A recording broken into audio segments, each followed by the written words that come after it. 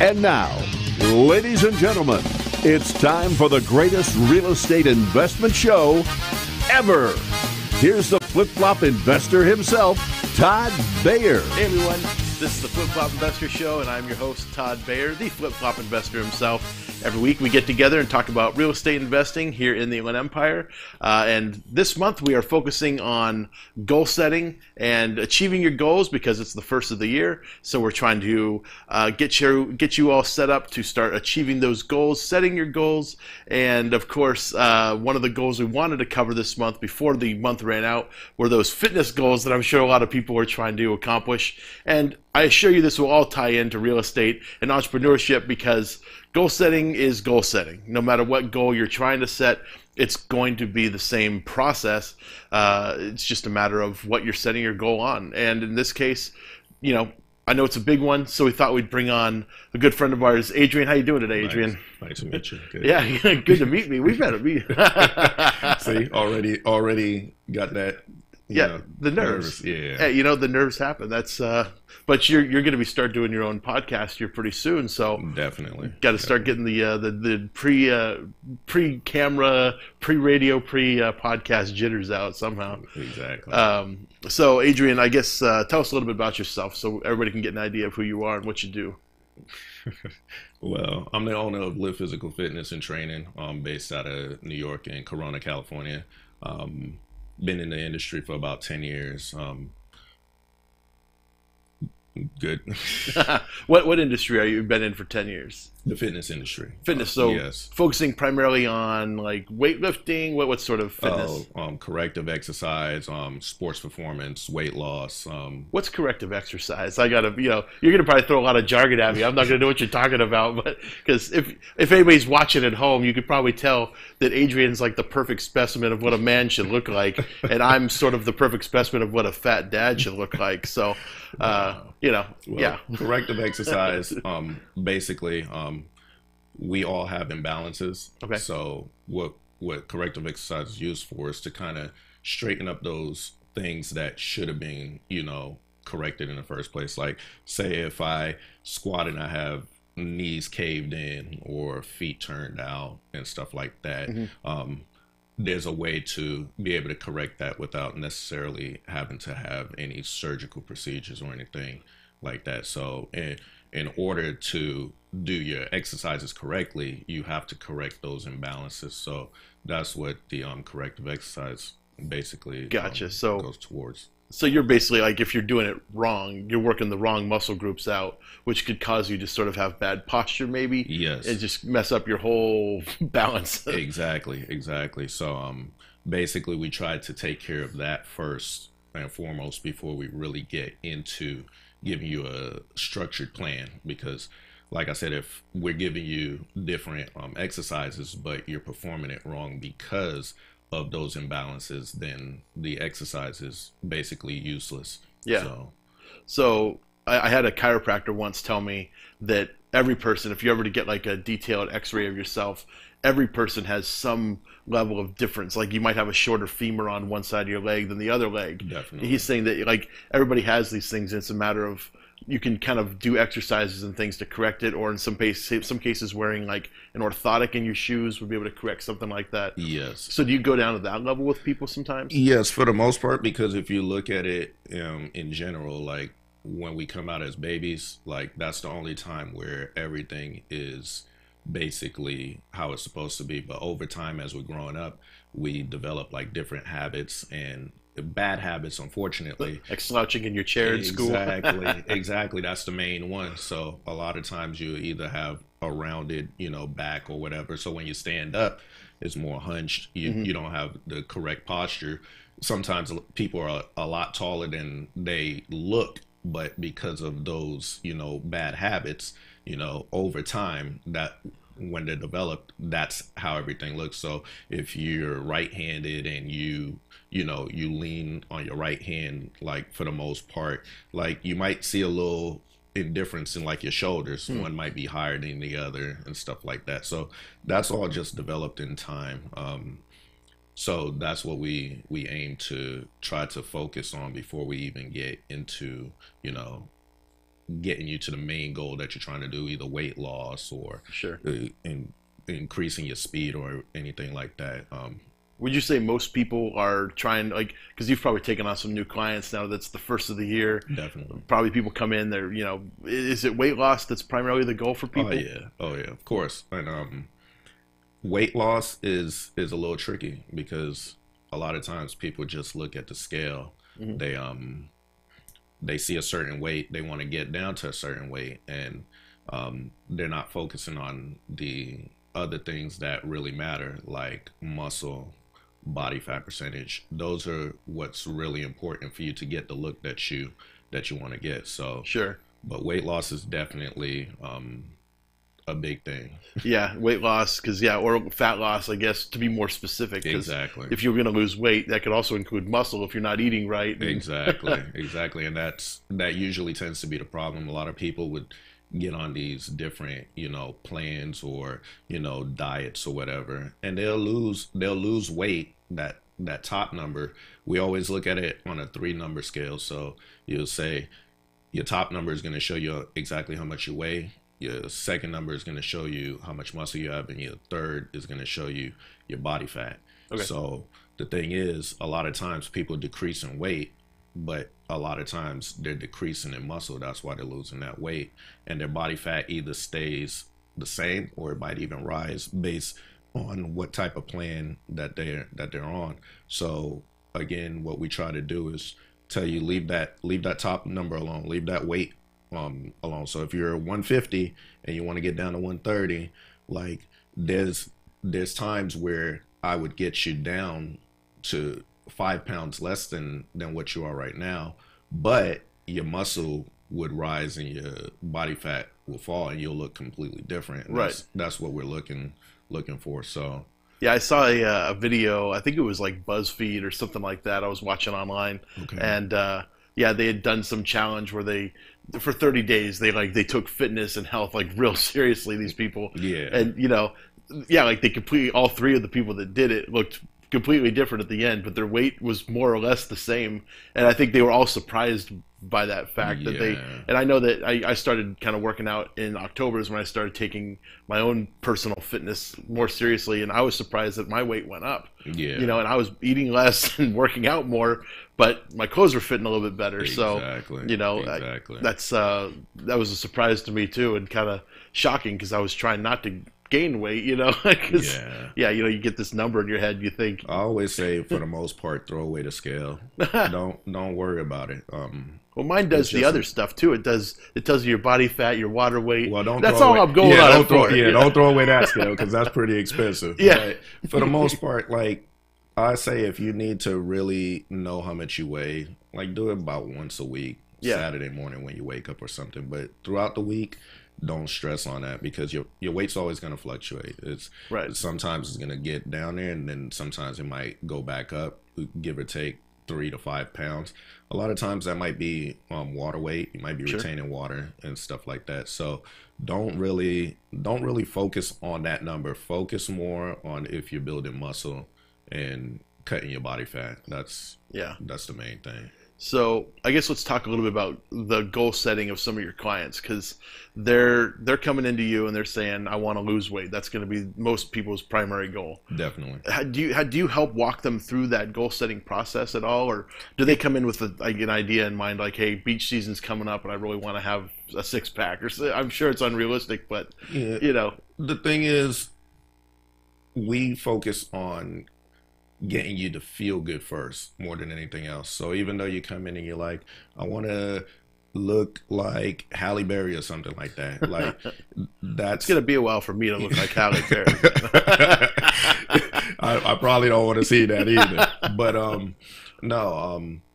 basically walking them through goals. Basically, we're gonna say, hey, this is the number that you're focused on, but this is not the number that I'm focused on. What I'm focused on is, like I said from the last thing, building muscle, dropping your body fat. Those are the only 2 numbers that I'm worried about. Like whatever happens with that top number, I'm okay with, because as long as we're increasing the muscle, getting the body fat down, we're basically gonna hit where we want to hit. Because there's times where they'll come in and they say, oh, I'm 170 pounds. I want to get down to 130. And that's a big drop. Yeah. So midway through maybe the 6th or 8th month or whatever that I have them, and they get down to 145, and they're like amazed. They like that, and then they're like, okay, I don't want to get down any more weight. I look good now. I want to focus on just building on where I am currently. Right. So I always try to tell them, hey, don't really set such a low number. The 130 is, when people say 130, that's a skinny number to me.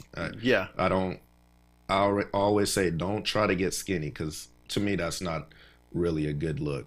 Like, it's like, yeah, skinny and scrawny, and you know, you got no muscle. Exactly, because people will get down to that, and then they're not happy with the way they look still, even though they got all the way down to that 130, is because they lack the muscle and the body fat is still there. You'll see a skinny person with high body fat, and you'll be like, how is that possible? Yeah.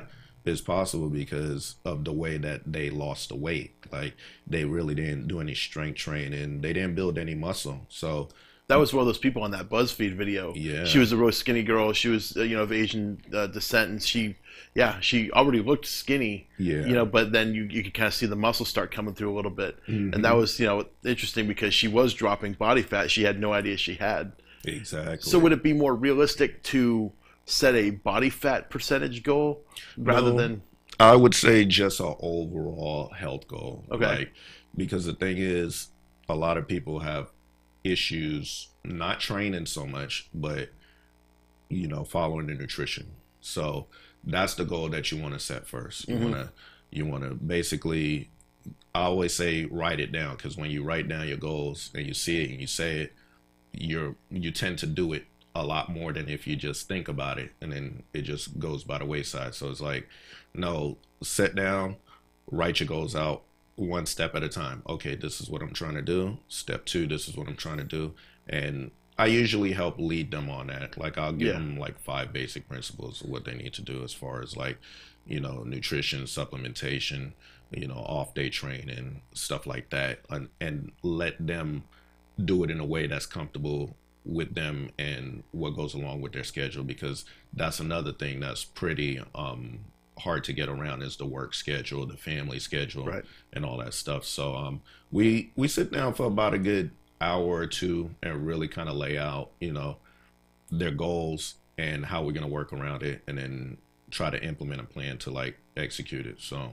So you're, and probably a lot of times people are coming to you saying, I want to weigh 130, for example. So you're kind of having to correct their goal a little bit too. Exactly. Getting them back to a realistic goal, which it kind of ties into some of, like, the different things out there. Like, I know Tony Robbins has a whole way of constructing a goal. Mm-hmm. And yeah, one of them has to be that it's a realistic goal. Yes. You know, so realistic meaning if you want to be healthy and 130 pounds, you know, exactly. Like, so people might have to alter a little bit. So do you sort of, do you work like backwards, where you'll say, all right, the end goal is for you to be healthy. Now let's work from that place back exactly to where we are today. Is that how you structure them? Yes. That, like I was saying earlier, as far as, like, being energetic, feeling good, that's really the start. So after that, then we're like, okay, now let's work on what you're trying to do. And honestly, you don't even it's not even a step-by-step process, because by the time you're feeling good and energetic, the process is already happening. But you have to start from, hey, okay, I'm gonna sit down, I'm gonna start to meal prep, I'm gonna start, you know, putting the right things in my body. That's the first thing before anything else, because a lot of people feel like you can just come in and start training, and next thing you know, oh, I'm gonna have, like, a nice body without doing anything else. Right. And it's the complete opposite. You'll have people that it takes a little bit of time for them to understand that. They'll be like, yeah, I came in 3-4 days a week and nothing's happening. And we'll sit down and we'll be like, okay, so what's going on with your eating here? how many calories are you taking in? What's your macro count? Micronutrients, all types of stuff comes into play. And are you buying that pumpkin spice latte at Starbucks every morning? Exactly, the $8 one. Yeah, exactly. Yeah, exactly. So, and then it starts to come out. They'll be like, well, yeah, I had this the other day. I had pork chops, or and then it starts adding up. That's why, like, during the goal setting process, it's always important that you have like some type of journal or something to track you through the process. What I offer through our company is in the app, if you have like a Fitbit or Apple Watch, you'll be able to have it tracked automatically, which will be available soon. Yeah, you got the app coming out. That's right. Yes. It's been a long road coming too. Yeah. Exactly. It's been a while. Like I'm really looking forward to it. It's been about, give or take, 2 years really putting into it. Hopefully, everybody gets out of it what I'm thinking that they would. So it makes everything easier. As far as tracking your water, all your food, all your exercise, it's gonna automatically go straight to the app. So look for it. It's under the Live Physical app in the iTunes and Google Store. So Live Physical. Yes. Just Live LIVE Physical, PHYSICAL. Yes.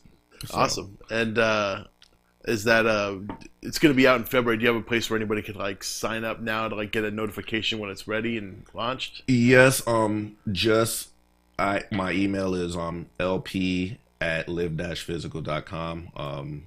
Basically, just send any requests to get updates as far as when it's coming out. If you want early access to it, okay, that's how you get it. So okay, all right. It's only a couple weeks away, but I haven't had the platform to kind of let everybody know. All my clients that's with us online and one-on-one, they know. I know what it's like dealing with software and dealing with all that stuff, and I'm sure it was actually supposed to come out February of last year, but because apps are the way they are, it just took another year. I'm sure it's not an overnight thing. Exactly, it's really complicated. Yeah. That's why I don't do it myself. There's a team of people to do that, because it wouldn't come out until 2025 if it was up to me. So. Oh, I know how that goes. Yeah. There's also, I know like it's easy to envision the end goal because you're a business owner, so you can envision the end goal and you can say, this is what I want this thing to do. Exactly. But there's so many little micro steps along the way to make that reality. Yeah. It's a lot. It's a lot. But just persistence, and some things you bump into some like roadblocks, but at the end of the day, as long as you keep on like just pushing forward with it, if you have a setback, just walk through that and kind of find another way if it's something that you really want. So I guess even like moving on to like goals as an entrepreneur, as a business owner, you have all these clients coming in. The goal is pretty simple. It's simple. What people want. Like, they're not coming to you for advice on how to build a computer or something. Exactly. Like you're like okay, it's fitness goals, and everybody's fairly similar as far as how people are built. I mean, people are not, they're not all the same exactly, but the end result is going to be very similar for most people. I would imagine, right? For the most part, the process is simple. The task, though, is really getting that relationship with the client, like actually knowing them as a person and being able to maneuver around certain things that they might have issues with. So that's part of the process too, as far as goal setting. I have like a little section where you basically be truthful with yourself when you're answering this questionnaire. Like, how committed am I? Like, that's the main thing, because if I give you, what's your commitment level from 1 to 10, and you tell me 4 or 3, then it's like, yeah, we're gonna be realistic. This is probably not gonna like work for you. Yeah. You need to be 100% committed. That's in anything that you do in life. Like if you want to do something and you're trying to accomplish something, you have to go 100 in. Like there's no fallback. Like don't think about a plan B. It's it's this or it's nothing. And I think when you go into it with that mentality, then your results are so much more better, just because like there was no other choice. So a lot of us grow up differently, and our lives are like that sometimes. Like some people live really good lives growing up, and some people live where like is almost survival. And those guys that live that life that they are in survival mode, there's no other option. So a lot of guys that you see that'll be successful lived real hard lives. And you're like, well, why is that? Is because the things that they went through as a young man or a child, these new things that they face is nothing compared to that. So that's why I always say, when you're going after something, really just say, okay, this is what I'm trying to do, this is the deadline, and I got to make it by then. Nothing's gonna stand in my way. And after that, it's bumpy. It is a zigzag, path, but you get to see the light at the end of the tunnel if you really, stick to it. And that's what I've noticed. Most people that don't like achieve their goal is because they don't stick to it when it gets rocky. So yeah, and I could definitely appreciate that. I know it's easy for people to get into a comfort zone, and no matter what level people are, socioeconomically, everybody has a comfort zone they get into at some point. And I feel like the people that did struggle a lot more as a child, or they had more a little more hardship, a little rougher than and that could happen in multiple different socioeconomic statuses too. Exactly. It doesn't have to be just financially. It can just be like one parent home or abuse or anything like that, or even a no parent home. Exactly, because I've met people who came from very well off families and they hardly even know who their parents were, because their parents were both working all the time. So they they basically raised themselves. And I find that the people that are independent in that regard, where they had to raise themselves, and sometimes where they had to raise other siblings around them too in some cases. Those people were just fighters. And that's the key word is you got to have some fight in you, like because you're gonna get knocked down. Like I've seen it, I've been through it a few times in my lifetime, but it's just a determination to want to really like become something and create something for other people. And that's that's my driving force, is my family. Of course. My wife, my 3 kids, that's a big thing. Like if it wasn't for them, like I don't think the fight would have been as, I wouldn't have been as persistent. Sure, the tenacity. Exactly. Because you end up making a lot of decisions that's life changing for your family, and a lot of times you think in your head like, if it wasn't for them, I wouldn't even have done this. And that's a good thing. Like that was that push, because I probably wouldn't be sitting here with you right now if it wasn't for them. So I definitely feel the same way. I mean, I always had a drive in me. I always had a drive to be an entrepreneur. I always wanted to start a business of some kind. I didn't know what that looked like when I was 8 years old, but I always wanted to do something in business. And it wasn't really until I was trying to do stuff like going back, I was selling life insurance, and I was just, doing all kinds of stuff. I was, trying to make it in some kind of field, but I wasn't really owning a business. Like they kind of tricked my mentality into thinking that I was, I had my own business here and all this stuff. And I'm like, nah, this isn't my business. Almost this like is your an business. Herbalife thing. Exactly. Because I remember growing up doing like I used to sell these vacuum cleaners called Kirby?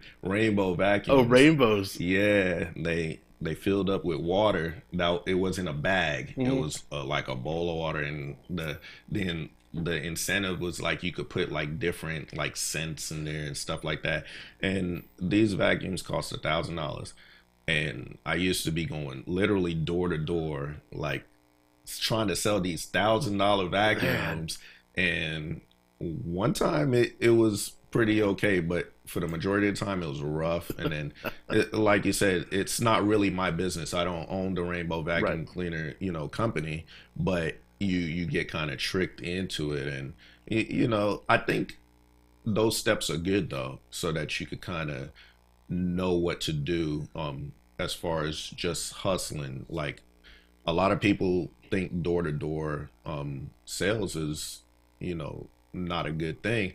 I think it's a perfect thing. Oh, it's great. I'll go in a heartbeat and go knock on the door and say, hey, I would like to talk to you about your fitness, see if I can help you out, whatever. That would be a first for me if somebody came and knocked on my door and offered that. But I mean, that's a valuable service, and especially this time of year, people are starting to think, okay, maybe it's time I finally do something about my health. Exactly. But I always say, if you're not trying to make it permanent, like anything else that you're trying to do, like you're trying to have a permanent home that you purchased or whatever, if you're not trying to make it permanent, then why even do it? Yeah. So that you don't want to set back to where you was again. Once you start going, just keep on going. Don't look back.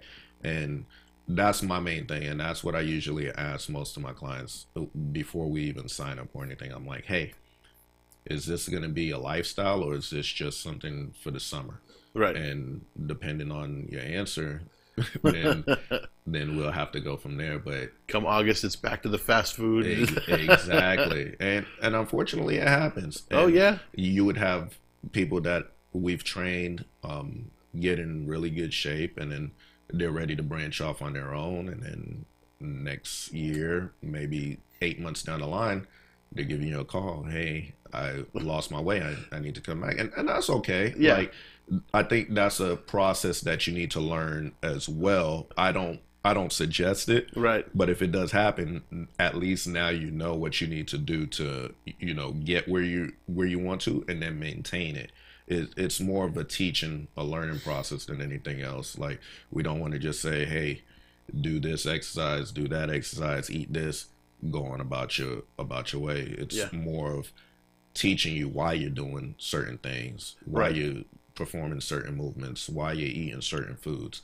And once you're educated on it, then you could really live the lifestyle. So it's got to be tough, like the celebrity trainers, where you see, like, Hugh Jackman has to trim down for this movie, and he's got to gain 60 pounds to play this role. I know, it's crazy. Yeah, it's probably super unhealthy to do it that way too, because and the body really it doesn't respond to that well. But like you said, Hugh Jackman probably has like the best dietitians and the celebrity trainers. Yeah, the chef, and a person to tell him, eat this right now. Exactly. So I need to find those people. I need to hire those people. I know. like what do you do with that bag of cheese that's in your hand? Put that down. Exactly. And I was just talking to a friend of mine, because I purchased the Tom Brady book, the TB12. Really good book. And I'm looking at the recipes in the back, and I'm like, I know he doesn't cook this stuff. I'm like, oh yeah, he gotta have that. He gotta have that chef there just saying, hey, what do you want today? Let me cook that up. Yeah. And see, when you have that kind of access, of course everything's easier. But for the normal people like myself, we have to meal prep, or we have to go through a meal prep company and stuff like that, and it's difficult. So I'm still trying to find that chef that'll come to my house. Hey, come to my house, cook me my food for me and my family, and that's all I'll eat. I swear. I know, exactly. Just do it for me, because number one, I'm not a good cook. Number two, I don't know. I can't find the time to make this work, and that's obviously just an excuse. But yeah, I'm sure I could find the time if I were to actually schedule out my day, focus on my goal, because my goal obviously is to lose some weight. I'm a little tired of being as big as I am. Plus, as I'm getting older, it's starting to reap its, the negative side effects of being this weight. Exactly. At one point in my life, it wasn't an issue, and I was still physically active a lot, but sitting in a desk most of the time hasn't really helped my overall health. because for the last 6 years, that's basically all I've done is sit at my desk. Because Exactly. at least before that, I was going to houses and I was more physically active, even in this business, because I've been doing this now for 12 years. Okay. But yeah, at least then I was more active. I'd be helping out with construction on projects. I'd be doing more stuff like that. Now, now it's all sitting at a desk and completely sedentary lifestyle. So, Yeah. It's just about, prioritizing. Time is definitely a big thing. I always go on a schedule. If I don't have my schedule, I can't function. So it's like I have to be from here to here, from 8:30 to 12:30, 12:30 to 1. I have time to eat. Boom, boom, boom. That's my day. Like if I need a little time to go see my family in the middle of the day, okay, that time frame is blocked for that. But it has to be scheduled, because if you just try to wing it, then a lot of stuff ends up getting pushed back until you can't do it no more, and then that's what happens. Yeah, and we're so here. I mean, we have schedules. We have to share our schedules with each other because we have to know what's going on at all times. Basically, if we can schedule a meeting with somebody, for example, we need to know like what time do we have that's actually available during the day. So exactly, like for me, I work out in the mornings. So, morning is like my workout time, but then like we don't currently have our lunches scheduled. That's an interesting thing. Like maybe that's something we should include in there. But like the times that we do those certain things. So like meal prep, would be one of those things that I should, try to look at. Like I should probably print my calendar out and say, okay, where do I actually have blocks of time? Because meal prep for me, I don't even know what that looks like. I've tried to do it a couple times, where you cook a bunch of the same thing basically, and you have a bunch of chicken breasts, for example, or a big crock pot full of something. See, that's an okay way to do it, but the thing is, what I've noticed about a lot of people, they don't like eating the same thing throughout the week. That's tough. So what you want to do is kind of balance it out. So say on Sunday you prep for the next 3 days, and then Wednesday you prep for those next 3 days or 4 days. But the thing is, you cook something different, or or I'd say the best thing to do is, if you're really short on time, like just go to a meal prep company. Sure. For the most part, they're pretty good. You might have a few that's not too good, but that's where you shop around and you kind of figure out what works for you, and then and oftentimes, at least when we were trying to do like a meal prep service that came and delivered food, the tough thing we were running into was that they have sort of their programs that they do, and that may not necessarily fit into what we're trying to achieve. If you're talking about your macronutrient levels, like I want this much protein per day, I want this much fat, this much, carbohydrate, and some had different types of things. I know there's some that like would have like a low carb thing, but it wasn't low enough carb for like what we were trying to do. Definitely. But I don't know. That was the tough thing we had. There's just, I guess, being here in the Inland Empire, there's not a lot of those services currently available. You go to a place like New York or a place like LA, where these things are more readily available to people, and that's kind of what we ran into, and we've even kind of thought maybe we just should start a business that does this. Who knows? I mean, maybe there's actually a need out there. There is. That's why just doing research.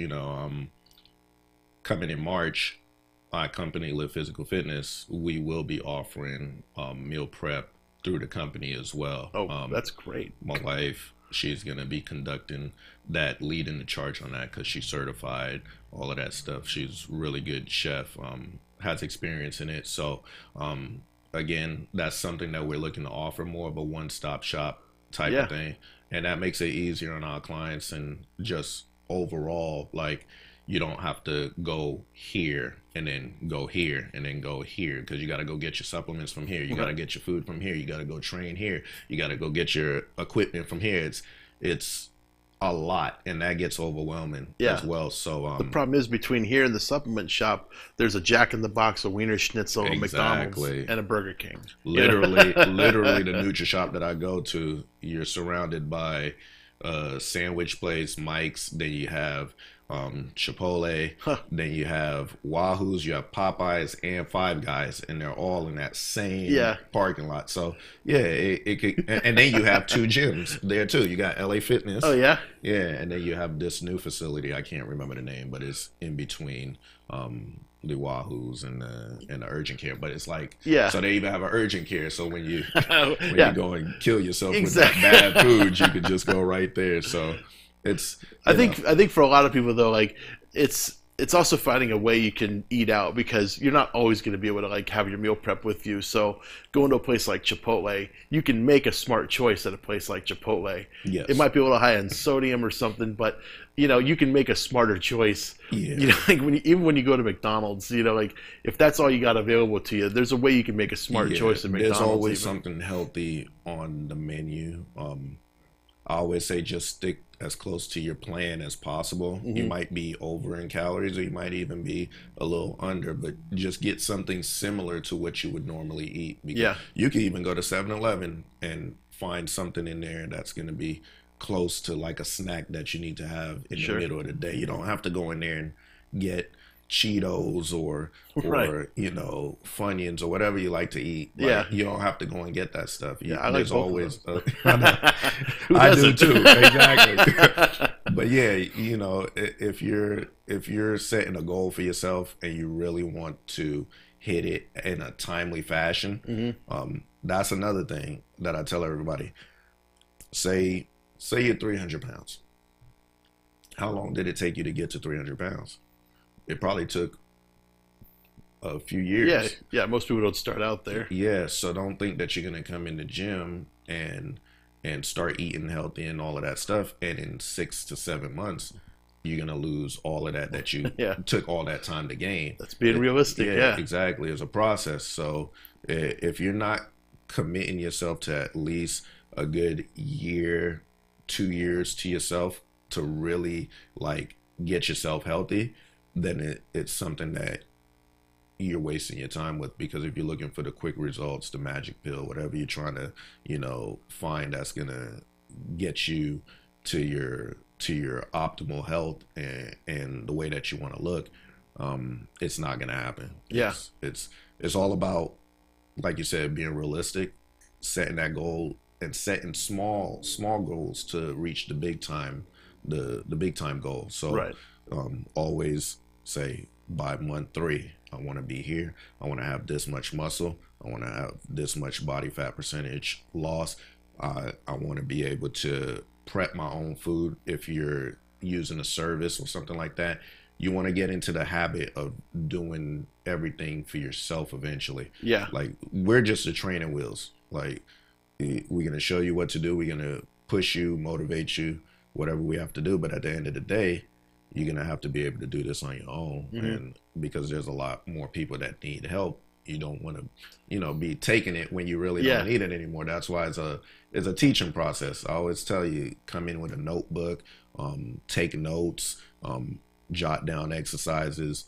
Through the app that we have now, we send workouts to you. We send your nutrition as well, so you'll be able to keep track of all of that instead of having to write it down. Now, make it a little easier, because you know, nobody really does pen and paper anymore. Everybody's either on their cell phone taking notes or the computer. So, you know, have to change with the times. So that's what we're trying to implement, because the easier you make it, I believe the more people will follow. So is it going to send like a push notification, like where I'll get a message from you guys that says, drop down and give me 10 push-ups right now?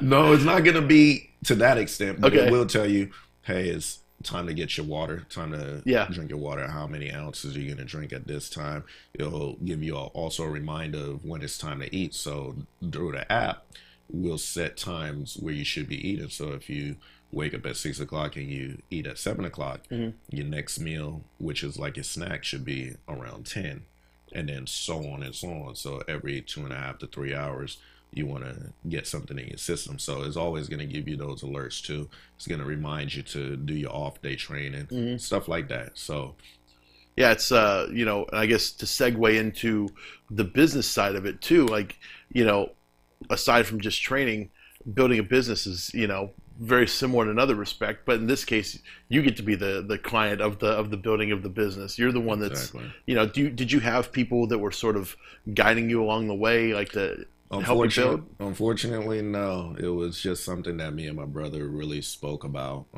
Something that we was passionate about. We played sports all of our lives. Always been involved in, just overall health. Mainly sports, because I played football and basketball and stuff like that. And we just decided, like, hey, we need to help people get to a certain point in their life where they're healthy, or if you're a young man trying to play sports. We knew how it was growing up. We didn't have trainers or anything like that. We didn't even know anything about trainers. I guarantee you we'd probably be in a better place as far as our sports lives if we did. So that's what we want to offer, like the most that you can get out of training to prepare you for that next stage in your life, no matter what it is. If it's, if you're trying to be like a dance instructor, or if you're trying to go into sports or anything like that, we want to make sure that you have like the foundation to, compete in that situation that you're going to be in. So and also like for a dance instructor, maybe pass on some of that additional information that they got to pass on to their students. Exactly. So did you guys, when you start structuring a business and you start putting this all together, did you have like books or anything you guys were referencing or anything to set you on your path? Yeah, like I was telling you earlier, because I used to be a overnight manager for JCPenney. I have a little bit of that management experience. Okay. I know how to kind of build around.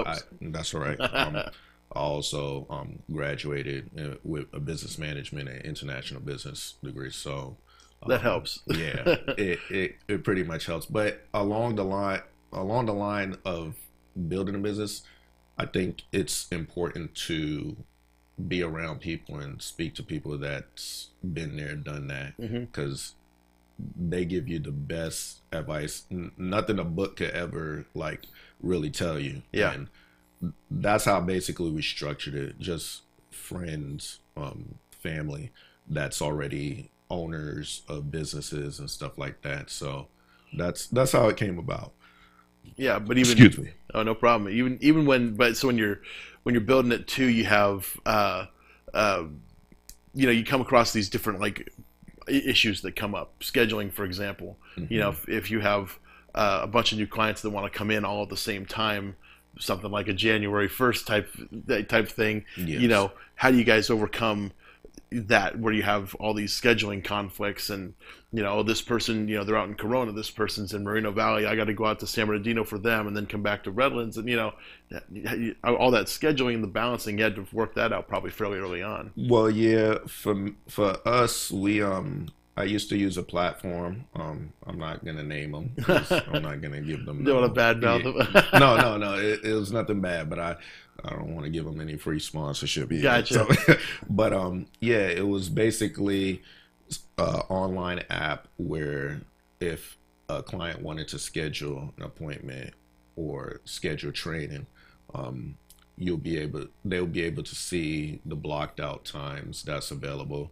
So that really helped as far as not double booking. Gotcha. And having spaces. So say this week, I know Wednesday, Thursday, Friday, there's no availability. I'll be able to block that out. So I always say try to use some type of software that would help you out with that to make it easier, because if not, you will double book. And everybody has their way of getting around that. Fortunately, I haven't, had to bump into that problem. So, but, use your resources. Yeah, it's important. We do the same thing. We obviously, I in our world, 9 to 5 is the typical sort of world we live in and operate in. But we're not. I don't work before. I get in from the gym usually sometime around 10 or 11. So yes. I'm not available in the morning. If people try to get in touch with me at 9 in the morning, I'm unavailable. Exactly. So it's the same thing. Like after 3 o'clock, I try not to take on anything either. So yes. I work in a very narrow window of time. Yeah, because I'm sure every time we have a client, it doesn't mean because they have a 9 to 10 that is going to end at 10. Yeah. There's sometimes that it might go over. So you try to, you know, create a 30-minute window in between just in case. So that's how we would take care of it. So if somebody says, hey, I want to train 9 to 10, then the next availability won't be until 10:30 because we know that it could run over or it could actually, you know, run short. It just depends on Yeah. how much teaching and how much instruction we have to give during that session. So Did you guys ever get into like that? I don't know. Do you have like a contract or anything like that you sign with people? yes, So definitely. is that a contract you guys came up with on your own, or was that one you had to We had that actually typed up and made, like, prepared for you? yes. So that's one that probably a big one in there is like, you know, there's no guarantee of results and things like that because there's so many things that depend on the person themselves that you can't control. Actually, in our contract, we actually have a conditional guarantee Okay. because the thing is, we have certain things that we want you to do, and those certain things that you do, there's no way that you won't see any changes in your body. But Yeah. we hold you really accountable for everything that you do for the 3 months, 6 months, or 12 months, whichever one they sign up for. We let you know this is exactly what I want you to do. You can't miss any training days. You need to do your food log. You need to do your off day training. Because I know if you do all of those things, there's no way that your body can't change. Right. So the conditional guarantee is basically up to the person, because just put it this way, I've never had to refund money or anything like that, just because we know our methods of training work the way that it's supposed to work as long as you follow it. Yeah. And that's the condition of it. If you follow it exactly the way we tell you, there's no reason why you shouldn't have any change. So I personally, I say give a guarantee. Yeah. Because if you believe in your product, or if you believe in your service enough and you know it works, why not? Yeah. Like, And knowing the way that fitness works and the way the human body works Exactly. allows you to write out that conditional guarantee where you can say, if you're doing this, and this, Exactly. then you know that you can guarantee the results because Exactly. Yeah. And I know every business isn't like that. Like, there's certain businesses that you just cannot give any type of conditional anything, because yeah, in our business there's natural disasters that can take out a house Exactly. that we have no control over, and it's sort of hard to say, well, as long as this doesn't happen, this Exactly. But so we can't really guarantee in our business. And when you're dealing with money, when you're dealing with investment, returns on it, on stuff like that, guaranteeing is completely yeah, not that's possible. not a good thing to do. No. Yeah, so It's a good way to end up in jail, basically, in our business. If you start promising things, because the second you're unable to deliver on a guarantee, then you're in trouble. yep, you're in trouble. And rightfully so, right? I mean, if you're going to guarantee something, that should mean that you guarantee it will happen. Exactly. That's why in our business, I like that flexibility. Like, I can really speak to you and let you just know, hey, if you put your trust in me, like, it's definitely going to work out the way that it is. I've been doing it for too long for it not to work Right. out. So I'll let you know, like, give you everything that you invested in yourself, because it's an investment. It's not just, hey, I'm spending my money each month. Like, if we're going to, like, say a 24-hour fitness or something, you spend $30 and you've been working out there for 5 years and you still don't look any different. Yeah. They're not going to give you those monthly payments back, because they basically know what the deal is. They may not even let you cancel. I know, exactly. Like, you might have to pay a penalty or something. Yeah. But the thing is, we're pretty confident in what we provide. So, with that being said, I urge people that's in the business to give a conditional guarantee, because the thing is, you're trusting us with your health. Mm-hmm. I'm gonna definitely take you down the right path to get where you want to get. Is a trust, is a relationship. You trust me, hold me accountable, I hold you accountable, and there's no reason why, if two people are holding each other accountable, why you can't reach where you're trying to get to. Sure. That usually that doesn't happen if both sides are committed 100% and they're doing exactly what they're supposed to be doing. Yeah. I never seen it not happen in a positive way. Like that's, yeah, I've never seen that. That would be really rare. So accountability, that's the tough one, because a lot of times, like, somebody might have this goal, but maybe their spouse doesn't share the goal with them, and they don't want to do it with them. That's I know usually the problem. Yeah, it's the, and then you got to cook 2 meals. You're cooking, like, one person's having chicken breast for dinner, the other person's having nice big old pork ribs. Yeah, exactly. And with barbecue sauce. Of course. Yeah. 90% of the time, that is the case. Yeah. Like, you would have one person really eating good, the other person not really on board. But you know what happens in that process, say in like 6 to 8 months, and they see their spouse or brother or sister or whoever, once they see them actually changing, that automatically makes them want to change. Yeah. So they see that it's possible. And I always tell them, don't force your family member to do what you're doing. Yeah. Let them see. And then once they see, they're going to be like, oh, shoot, well, if she could do it, then I definitely should do it. Yeah. And, I think it's good for couples and, or brothers and sisters or whoever, family, friends, to really work out together. Like, it's a good thing. That's where the accountability comes in. Like, not only am I as a trainer holding you accountable, now you have your family members also, and you got to know who you're doing it for. There's always a reason why you're doing certain things. Sure. Like, if you're a parent and you want to see your kids have kids, like, you want to get on the road now of, like, treating your body right, because you're not ever promised, to be able to be there healthy, running around with them, seeing their kids have kids and stuff like that. And that's what drives me. I want to see my kids. I want to see my daughters get married. I want to see my son play football or basketball, whatever he decides. If he want to be a dancer, it doesn't matter. You just want to see him do it. Yeah, I just want to sit and still be active as well. So that's what I try to, tell most people that's trying to sign up. If you got to have a deeper reason than just wanting to look good. Everybody want to look good. It has to be about something else, because if that's the only driving force, more than likely when it gets tough, you're not gonna stick through it. Yeah, it's a pretty thin goal. Like, I just want to look good. Exactly. It's vain. I don't know. It's thin. Yeah. But you'll be surprised what's the reasons you'll have people come in to train. Like, a girl came in and she was like, because I want to get my ex-boyfriend back.